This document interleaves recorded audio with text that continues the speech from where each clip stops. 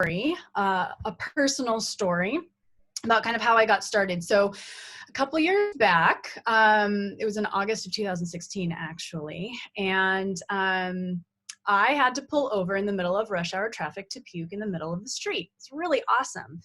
And so I had one of the worst migraines of my life that day and had struggled through work, trying to do the best that I could with what I had. And finally, when I was able to go home, the nausea was just too much.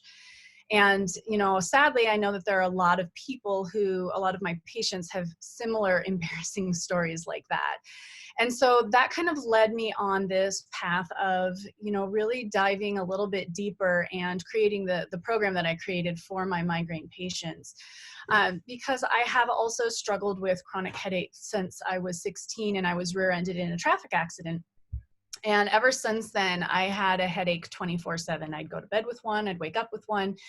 And it was a struggle. And, you know, after years of chronic pain like that, you start feeling depressed and you stop wanting to engage in life. And, you know, that was in my 20s and my late teens. So there's a big chunk of that was stolen from me. And so that kind of has been a driving factor for me. And when I went to medical school, I started to learn a lot about how chronic pain and chronic illnesses, migraines in particular, but, you know, generally chronically ill patients have, it's a multifactorial thing. So if you guys know anything about naturopathic doctors, we focus a lot on the underlying causes of what's contributing to your symptoms. And I really started understanding that concept when I was in medical school, and understanding that a lot of what conventional treatments offer are just a reactive medicine to try to help with pain, try to help with inflammation, but it's not getting to the underlying problems. And the more I learned about all of the things that are contributing to our poor health as a country, I started understanding, you know, a lot of how I was going to start practicing. And so some of that is what I'm going to share with you today about specifically how I've found that there are a lot of different factors that play a role in migraines and chronic headaches, and why medications and current treatment options from a conventional standpoint just don't work for a lot of people. So, so that was kind of a long-winded introduction to say that my name is Tanya Paynter, and as Mickey was kind enough to share with you, I am founder of Migraine Mastery, and I've been a naturopathic doctor for going on a decade now.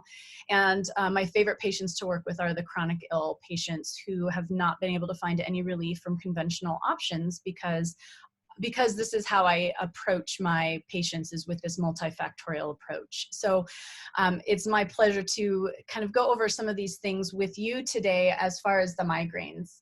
And I know that, especially with what's going on with the COVID-19 pandemic, I know that a lot of my patients are really scared that they're going to end up in the hospital with a migraine that they can't control.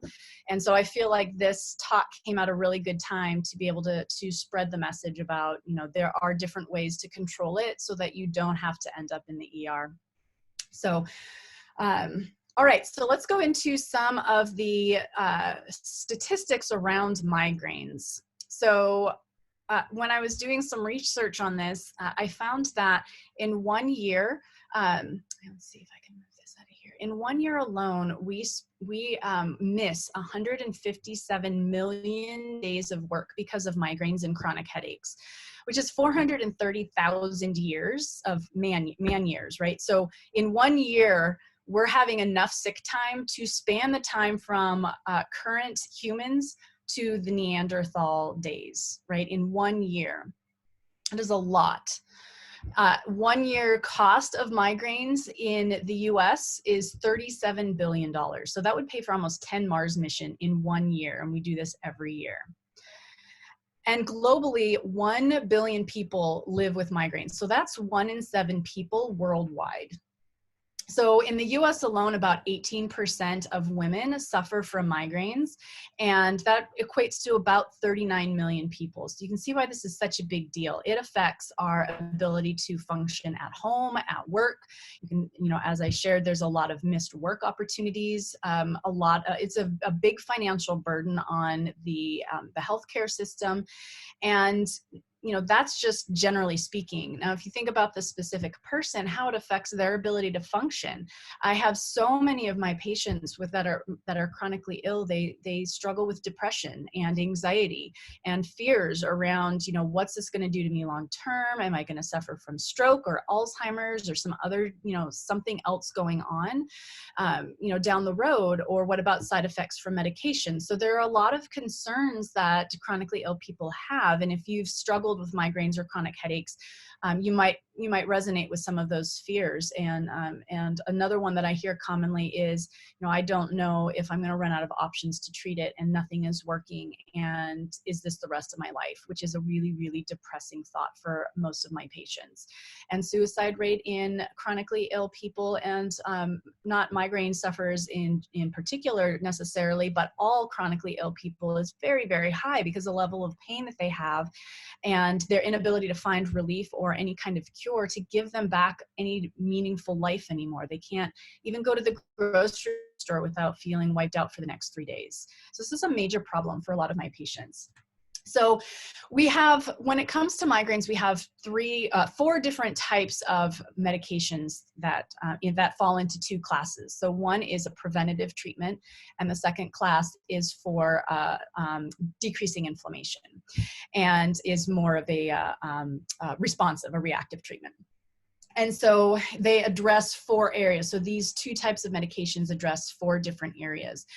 Inflammation is one of them. Working on the blood vessels, dilation and constriction is another type of medication. Working on an immune response, immune receptors, and also working on pain receptors.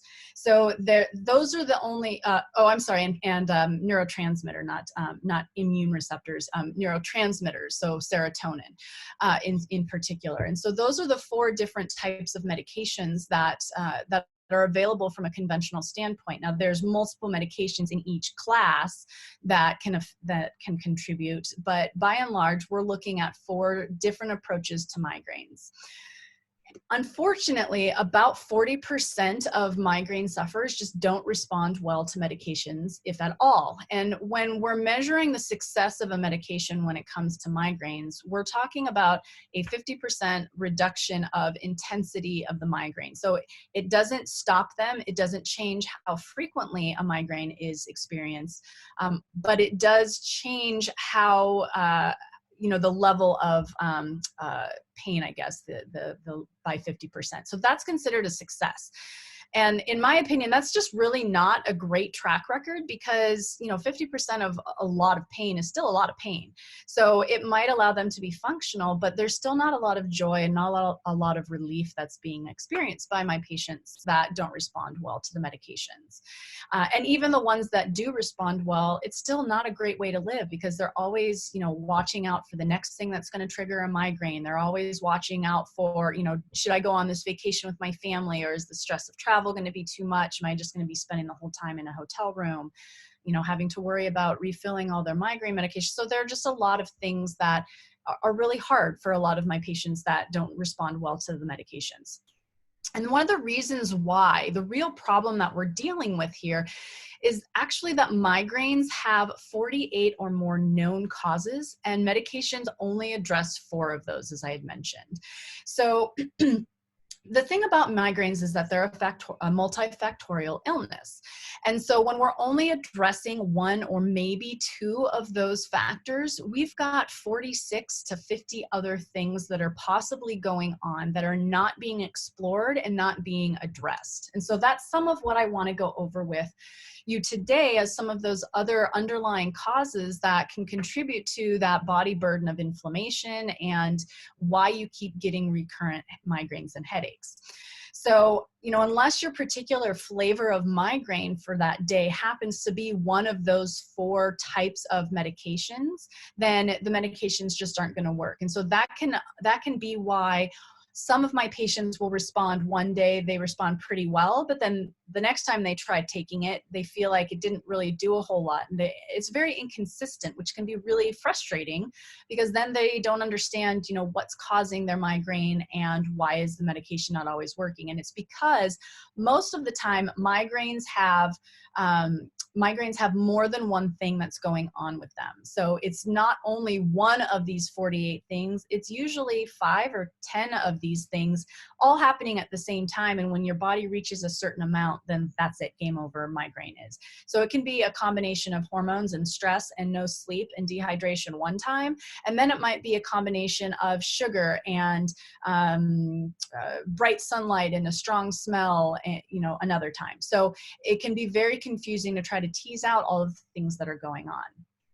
So in my Facebook group, I actually went through and listed all of the different areas that I address with my migraine patients at request of one of my Facebook group members. And when I came up with all of the areas that I do address, that's where I came up with that list of 48. So that's how I approach every migraine patient and every chronic illness patient. Actually, these same 48 can contribute to different symptoms in different people. So for some, it's a fibromyalgia flare. For others, it's a migraine. For others, it's weight issues. So I see these common factors kind of across the board when it comes to chronic illness in general. And so the cool thing is that you don't have to go through every single one of these 48. We just need to figure out for you in particular, which of those 48 are contributing factors, and your symptoms, all of your symptoms, tell us this. So for example, a lot of my patients will have, it will come at certain times of their monthly cycle. So, okay, we know there's a hormonal component. And then others will know, well, if I have a lot of stress the week before my period, it's a guaranteed slam dunk migraine. Okay, we know that stress is another one for you. Others will say that if they don't get good sleep, that's an automatic one for them. So our symptoms are able to tell us exactly what's going on. If you have a really heavy period and maybe you don't notice that you have any particular hormone component to it, but you have really, really heavy migraine or really, really heavy periods, and you have all these other PMS type symptoms, endometriosis, or you've been diagnosed with dysmenorrhea or something like that, then there's a pretty good chance that you also have a hormone issue that's contributing, if not provoking your migraine. So we just need to know that we need to work on that. So the overall symptoms of how you sleep, what your mood is like, depression, anxiety, medications that you're on, heart disease, blood pressure issues, all of those can help us to zone in on which of these 48 issues are a causative factor for your migraines. And so once we kind of narrow it down based on your symptom picture, your overall symptom picture, by taking a full history, then we know exactly where we need to tailor our treatment to actually get at the problem that you are experiencing. And so this is just not done in conventional medicine, probably for a couple reasons. One, you get like 5 minutes with the doctor, right? So we don't actually get a lot of time to go over all of our symptoms, nor are they trained in looking at that whole body approach, because you have a neurologist who specializes in the migraines, and then you have an OBGYN who specializes in the hormone issues, and then you have a rheumatologist who is specializing in the histamine reaction that might be contributing. And so none of them talk to each other, and none of them look at how one of their issues is contributing to somebody else's issue. So that's where naturopathic and holistic practitioners can really step in and fill that void of patients who don't respond well to the medications, because we can do that full intake and take a look at all the different symptoms that will point us to where we need to go. So, I guess I didn't fast forward here. So combination of the right triggers. Yep. So we kind of covered that already. So I want to take a few minutes to kind of go over some of those more common hidden reasons behind migraines that just a lot of my patients are not aware of when they first come in to see me for this problem. So number one is hidden foods, or not hidden foods, but healthy foods. So most people know that high histamine foods high in tyramine, nitrates, nitrites, sulfates, all of those can contribute to migraine. That's fairly well recognized, and most neurologists are going to be telling those patients about it. But the thing that most of my patients are surprised by is the fact that even healthy foods, things like eggs or tomatoes or eggplants, can actually trigger a migraine. And the way that this happens is with an immune response. When your body is developing an issue towards a food, a sensitivity, if you will, and when you eat that particular food, it increases how your immune responds to it. So then that in itself can provoke provoke a histamine release, which is known to trigger a migraine. It can increase inflammation. It can cause all kinds of systemic symptoms that have nothing to do with the GI. And so when we're looking at foods, doing an elimination rechallenge diet is something I do with all of my migraine patients, or we do food testing, whatever they choose to do. But the thing is that when you're doing an elimination rechallenge diet, because a lot of people have already tried giving up gluten and dairy, or whatever it is there is up to a 5-day delay in how we react to foods. So you can eat something on Monday that triggers your migraine on Friday. And unless you know about that delay and you're looking for it, you're never going to make that connection. So you might think that, well, what did I eat yesterday? Well, I had eggs and, this, that, and the other thing. But then the next time you have a trigger, you're like, well, I didn't eat any of the same foods. Well, that's because maybe it was from 4 days ago. So unless you're looking for that gap of time that can contribute to a migraine or your headache, then you're missing a big piece right there. So that is a really important first step, is to make sure that you're doing that, looking for those foods and paying attention to that large gap. Another very common reason that is chronically undiagnosed and not actually really even looked at very often in conventional medicine is sleep apnea. So the last statistic that I read from a 2019 study was that 90% of people with sleep apnea are undiagnosed. This leads to all kinds of things, from weight gain to depression to high blood pressure and heart disease, and 90% undiagnosed. So one of the things that I always do is screen my patients for possible sleep apnea. And there's a lot of, signs and symptoms that you can look for on exam. And I won't get into all of that, but some of the most common ones for a chronic headache picture is waking up with a headache. So we should feel our best in the morning when we get up. And if you're waking with a headache, that's a pretty big red flag that we need to take a look at what's going on during your restful sleep, where you're supposed to be healing. And then waking up feeling like you didn't sleep at all. I hear that all the time. I got 8 hours of sleep and I wake up exhausted, like I didn't even sleep. That's another pretty good red flag that there's something going on with how you're sleeping. And then having fatigue all through the day. Now this is a general thing that a lot of people, if you've got thyroid issues, if you have hormone issues, if you have adrenal issues, daytime drowsiness is actually not uncommon in other situations as well, but especially in combination with one of those other two factors, that definitely can point to a sleep apnea issue. Another big trigger is GI issues. So this is a really, really big one for a lot of people as well. There was a 2016 study that was done that linked a lot of the chronic migraines to GI infections and IBS symptoms. Fibromyalgia, IBS, and migraines are all very common comorbidities, and a lot of it stems back to GI issues. So this is another one that needs to be ruled out 100%, regardless if you have GI problems. So you don't necessarily have to have IBS. You don't have to have constipation or diarrhea. You can have an infection from the GI tract and not have any symptoms from it. And so that can really throw a lot of people for a loop. Now, if you don't have a lot of GI symptoms, that's not the first place I start. But certainly if we work through a lot of the other things and we're still not seeing the response that we would expect from all of that, then yeah, we're going to be doing some stool testing and take a look at what's going on in there. But if you have other things like, if you have chronic fungal infections on your skin, or toe fungus, if you have, coating on your tongue, if you have a lot of bloating after you eat food, just in general, it doesn't matter what you eat, you just eat and you get bloated and gas from it. Those are all indicators that there's an underlying GI issue that's going on. And if you have reactions to food, that's another indicator that there's inflammation in the GI tract. And so you're not ever going to fully get over and feel better from your headaches or your migraines until, number one, you've identified the infection and addressed it. Number two, you've identified any foods that have become reactive as a result of that infection and inflammation. And then number three, the third step to that is that you need to heal the gut. And until all three of those steps are taken care of, then we end up seeing that the migraines just keep coming back. So GI issues is a huge one that needs to be addressed in the vast majority of my patients.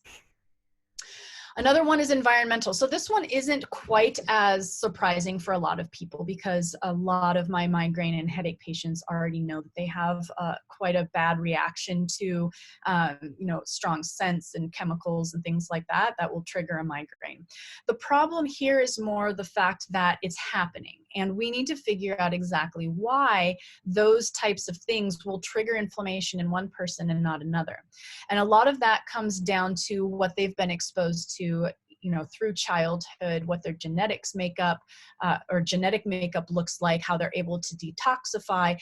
Again, it can go back to your GI tract, and if there's any inflammation as a result of foods or infection or other issues, that can then cause poor nutrient absorption, which then that nutrient depletion can lead to the fact that your body is not able to handle any of the inflammation that you have, or being able to detoxify from the chemicals that you're exposed to in our very polluted world.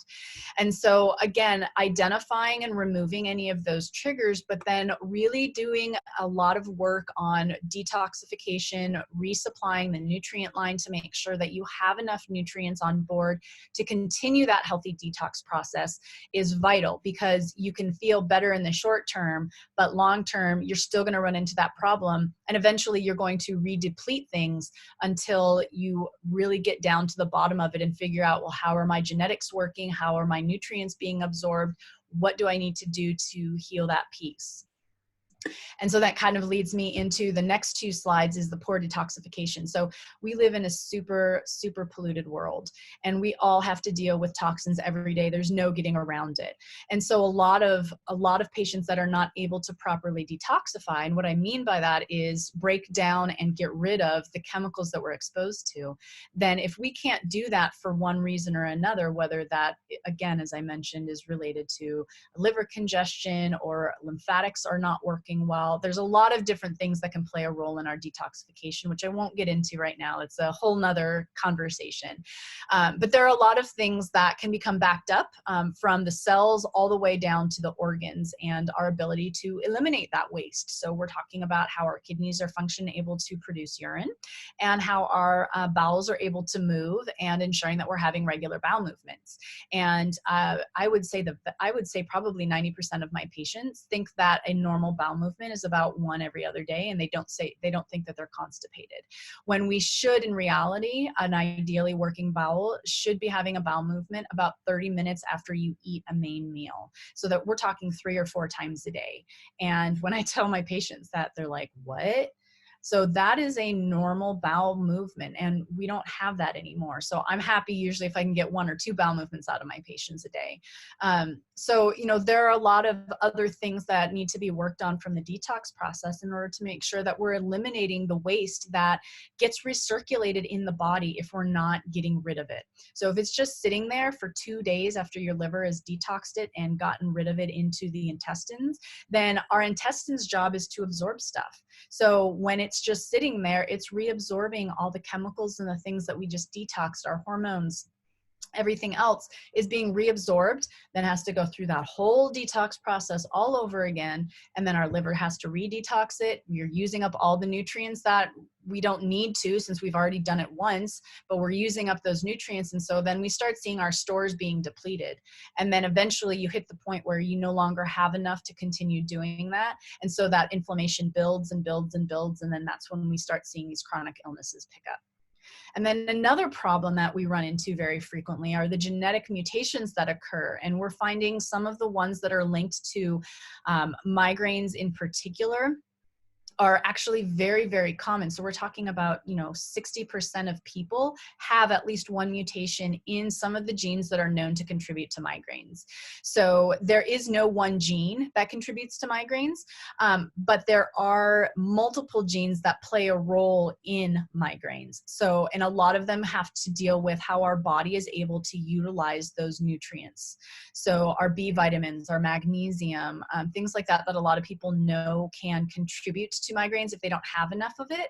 That often stems back to a genetic mutation where your body is not able to utilize it. So you might have enough in your body, but you're not functionally able to use it. So your body sees it as a nutrient depletion, even though your lab test will come back saying everything is normal. So that can be really confusing, especially if you've been screened for a lot of these nutrient deficiencies and you come back okay, but then you try taking some B12 or you try taking some magnesium and you feel a lot better.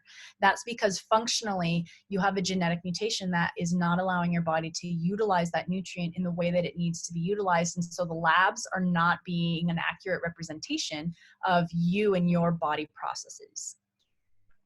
So that's a lot of information in a short amount of time. And I've got, 35 other things that we can go over as well. But those are some of the biggies that I see playing a role in a lot of my migraine and chronically ill patients.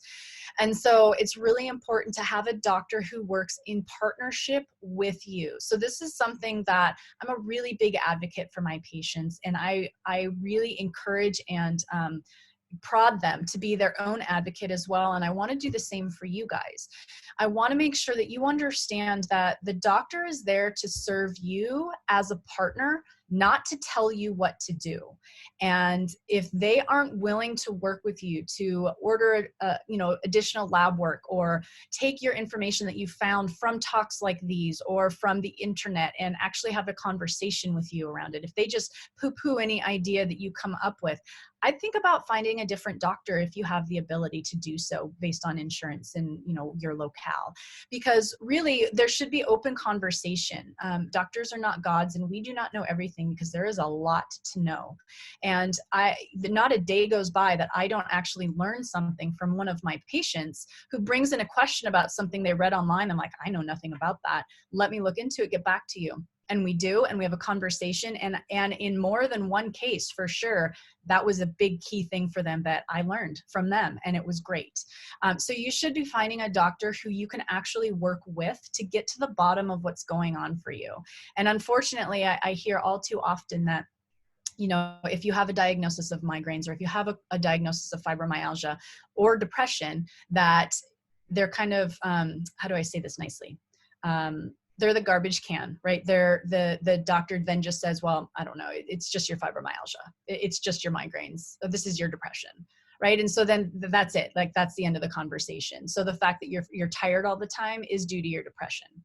And that's crap. That's a crap excuse. So that's what I'm talking about, is I really want my patients to understand that they have rights, and there are doctors out there who will work with you. So looking for a functional medicine doctor, a doctor of osteopathic medicine, a DO, often will be more open-minded and receptive to things like that. A naturopathic doctor, for sure, that's what we love to do. We love that digging.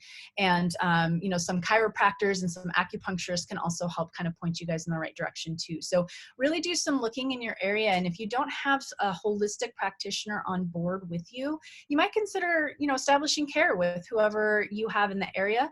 You don't have to make them your primary doctor, but you absolutely can have them on your team to help out and to do some of this more in-depth digging for you. All right. And so that leads me to my free gift for today's summit is a free consultation. If you struggle with chronic migraines or chronic headaches and you want to kind of dive a little bit deeper on some of those possible reasons and are possibly looking at wanting to work at getting rid of those migraines and headaches, then you can schedule a call. And so I'm offering a free 30-minute consultation for anybody who is a part of the summit. And we can kind of go more in depth into some of those reasons and discuss where you might need to focus in on. And then you can take that information and take it to your doctor if you'd like, and kind of explore things more with them. If you decide that you'd like to work with me further, we can absolutely talk about that as an option as well. So, but at the very least, it'll be a chance for you to kind of look a little bit broader picture of your symptoms and what exactly might be contributing that hasn't been explored yet. So if that's something that you are interested in taking advantage of, you can head over to endmymigraine.com and you can choose a time that would work for you, and we can get that scheduled. All right. So Dr. Tanya, thank you so much. I'm glad that you were able to share all that. I'm not sure if you could see the chat. I saw some things pop up, but I have not actually looked at it with the screen share. Yeah, I'm sure everybody understands. It's hard for us to look at the chat at the same time that we're speaking. So I saw a couple of interesting comments. One person mentioned a patient cured is a customer lost. And nothing makes me happier than losing customers in that regard. Yeah, it's my favorite. I kind of think of it as a graduation day, right? When they come in and I'm like, I don't need to see you for another year. And we kind of do like a little celebration dance, and it's great. Like, it's the best feeling ever to know that I took them from where they were. I shouldn't say I took them. They took themselves. I just helped along the way. And yeah, so I love that. That's a good meme. I should put that up. I should frame that and put that up in my office. Absolutely. And if anybody else has questions, this would be a really good time to pop them in. So I'm going to go back to the chat really quick and take a look. Yeah, sorry you guys that I didn't pay attention to that chat thing. I kind of get off in my own little world, and it's okay. None of us have. We waited till the end. It's okay. Yeah, Amy, love naturopathic doctors. I love it. You know, when I first started and I told everybody what I was doing, and they're like, what's that? And then I'd have to, explain the whole thing. And now it's like, oh, we love naturopathic doctors. It's great. I love seeing this shift to more of a holistic care. Yep, absolutely. Oh, see, I want to see, yeah, I mean, that happens a lot, 8 hours of sleep and waking up exhausted. Yeah. So Amy, you might really take a look at possibly sleep apnea related stuff. Even if you don't have migraines or anything, if that's happening a lot for you, it might be something to talk to your doctor about, as a sleep apnea. Oh, that's good to know. All right. Okay. Anybody else have a question on migraines? We're going to shift gears here. So this is a good time to pop them in. If you think of something, go ahead and throw them in the chat. But while we have Dr. Tanya with us, we're going to shift gears just a bit and talk a little bit more about, or start to talk about COVID-19. Mickey, can I interrupt you for a minute? I'm sorry, what was that? Can I interrupt you for a minute? Can I do my sticker? Oh my goodness. Yeah, let's do that right now instead of waiting until later. That's a good idea. Hold on here. Okay. So before we shift off of the migraine topic, I wanted for my challenge is for you guys to head on over to the Let's Talk Shop Facebook page and write down if you or somebody that you know suffers from chronic migraines, and type in one thing that you've done that has been helpful for you, and then tag 3 people that you also think are struggling with chronic